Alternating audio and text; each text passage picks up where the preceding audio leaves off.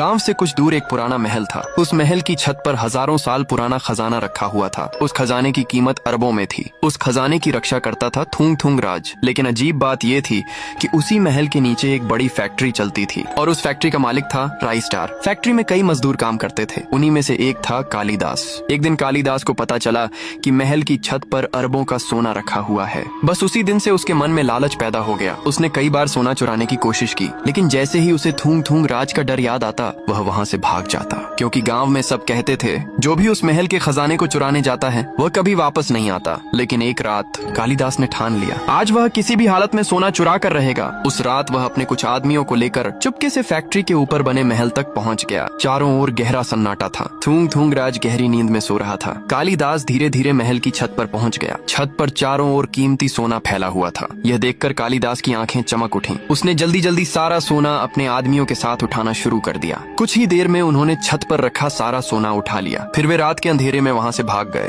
और उस सोने को एक गुप्त गुफा में छुपा दिया। अगली सुबह जैसे ही थूंग थूंग राज की नींद खुली वह महल की छत पर गया, लेकिन वहाँ का नजारा देखकर वह हैरान रह गया। छत पर रखा सारा सोना गायब था। उसकी आंखें गुस्से से लाल हो गईं। वह जोर से गरजा, राई स्टार, मैं तुझे नहीं छोड़ूंगा। इधर राई स्टार को भी सोना चोरी होने की खबर मिल गई। वह भी हैरान था। उसे समझ नहीं आ रहा था कि इतनी बड़ी चोरी आखिर किसने की। उसी रात थूंग थूंग राज अपनी रहस्यमयी शक्ति से पिछली रात की सच्चाई देखने लगा। कुछ ही पल बाद उसे सच्चाई पता चल गई। उसने गुस्से से कहा, कालिदास, अब तू मुझसे नहीं बचेगा। अब आगे क्या होगा? क्या थूंग थूंग राज कालिदास को पकड़ पाएगा और क्या वह अपना अरबों का सोना वापस ले पाएगा? इस कहानी का पार्ट 2 जल्द आने वाला है। गांव से कुछ दूर एक पुराना महल था। उस महल की छत पर हजारों साल पुराना खजाना रखा हुआ था। उस खजाने की कीमत अरबों में थी। उस खजाने की रक्षा करता था थूंग थूंग राज। लेकिन अजीब बात यह थी कि उसी महल के नीचे एक बड़ी फैक्ट्री चलती थी और उस फैक्ट्री का मालिक था राई स्टार। फैक्ट्री में कई मजदूर काम करते थे। उन्हीं में से एक था कालिदास। एक दिन कालिदास को पता चला